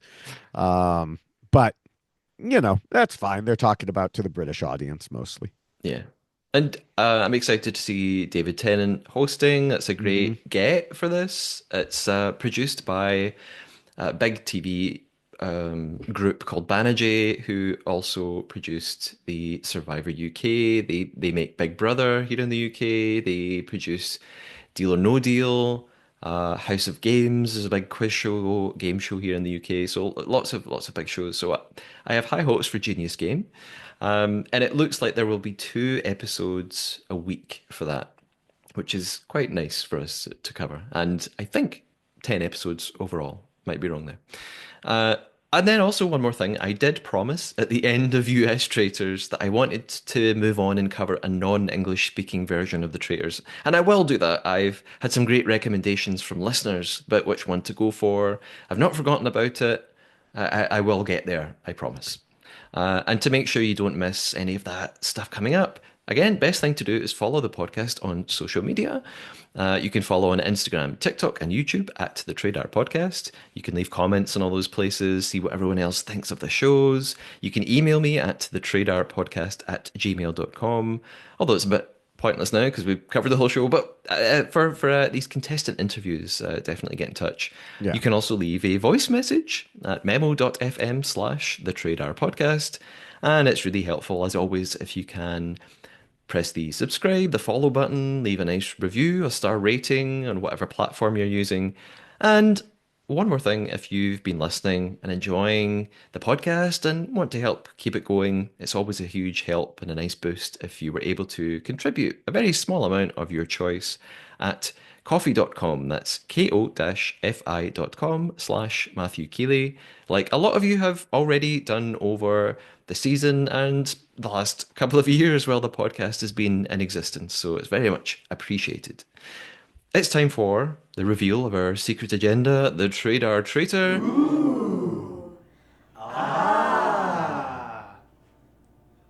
David, we've made it in record time actually compared to the previous two episodes. Actually, quite surprised. I have lied to you today. Have you lied to me? Oh, you know it. I feel like I always start, so I'm going to make you start this time. What do you Oh, think I lied great. about? There were a few things that you could have lied about in there, but I wasn't sure enough. And then you brought up this show called Rise and Fall. Now, I've never heard of it before. Doesn't mean anything because a lot of times there are these show like the hotel show that you talked about. The funny thing is on social media on Blue Sky, someone brought up that show just today that I saw it, and I'm like, why couldn't you have brought it up last week so I would have known, or 2 weeks ago, whatever. But so I am going to say, just because I have no other guesses, that Rise and Fall never rose nor fell. Okay. Well, you thought Fortune Hotel was fake and it was real. You thought 911 the boy band was fake and they are real. Rise and Fall is also real. I was Damn it. not lying about Rise and Fall. It I had a exists. feeling, but It's a show. It was on Channel 4 in the UK. It was all set in a big tower block, and it was some people lived at the top in the penthouse, and the other players were in the basement doing horrible at tasks, and they were trying to get to the top and win their place in the penthouse. And it was very long and had a lot of cast members, and it just the rules changed all the time, and it's a strange show. So it was real. I'm sorry. You didn't catch me. My lie was, haha, when I was talking about the hotel in Canada. Now that was true. The name of it was true. And it oh, that does. was the other thing I was going to say, something related to that. But I remembered seeing, before you even tell me, I remembered seeing part of that comment. And so I was Mm. analyzing. I'm like, I think that 14,000 is right. I think they said that. I think, plus with the numbers thing, it would have to be a lot more. So go ahead and tell me what part I missed. Well, all of that was true. It does cost $14,000 to Yeah. rent out this villa. It was Mary on YouTube who let me know about this.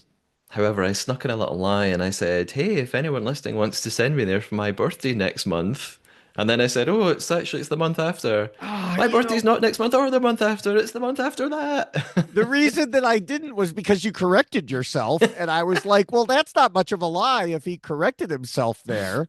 I deliberately And corrected myself to another fake answer. I was like, well, I think this is about when his birthday is. So that sounds. Yeah, got away with it. Uh, no, I'm celebrating too much because I need to try and catch you out, and I'm Yes, probably you not do. gonna. David, what did you lie about? I think you. I've only written down two things. I thought I had more than that. Maybe you did what I've done a few times. Maybe you had some listener questions at the end and I didn't. You could have made up any of those. You could have made up the names of the people asking them or the places they left the comments. Or you lied about Harry sending everyone a pineapple from Maui, is it, in Hawaii? Maybe that's too obvious though. But I'm going to go for the big obvious one. I think Harry did not send everyone a pineapple after the show. According to Jamie, he did. Oh, damn you, Harry. You and your pineapples. I had a feeling Okay. you bought this because when I originally wrote this in my notes, something from the show, I thought I was telling the truth. Hmm. And then I went back to the scene multiple times in order to make a video about it, realized I was not telling the truth. And so I turned the accidental lie into a purposeful lie Okay. because I talked about how the people working at the stag Hmm. did not say anything to Sydney when she fell and turn Yeah. that into a whole spiel about how they're probably not allowed to. But in fact, the woman who works at the stag did actually talk to Sydney, and she said something like, "Oh, did you fall? Do you need ice?" Oh Now, man. we don't see her lips moving, which is what got me in the first place. But it's not Sydney and it's not Sam. Okay. It's got to be the woman there who's approaching her and trying to help her. Yeah. So Well yes, done. they did actually. They did not say, "Are you okay?" which still would have been funny. But they did talk to her. You tricked me, you deceived me, you betrayed me. Yeah, I do. I remember the people going over, but I Mhm. believed you. I thought, oh, maybe they didn't say a word. Maybe it was That was. silent. I knew it was a risk. I was like, if he's watched this Ah, carefully, not carefully you enough. know, yeah, Damn my speed watching.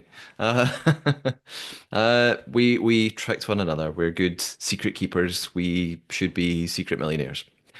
Uh, yes, David, thank you for joining me to cover this whole season. It's been great fun. Thank you, listeners, for joining us as well and for all your comments on YouTube and your questions. It's been great. We will be back hopefully very soon, maybe with some of those contestant interviews. Until then, stay secretive and keep us on your radar. and be a millionaire. Bye bye. Bye.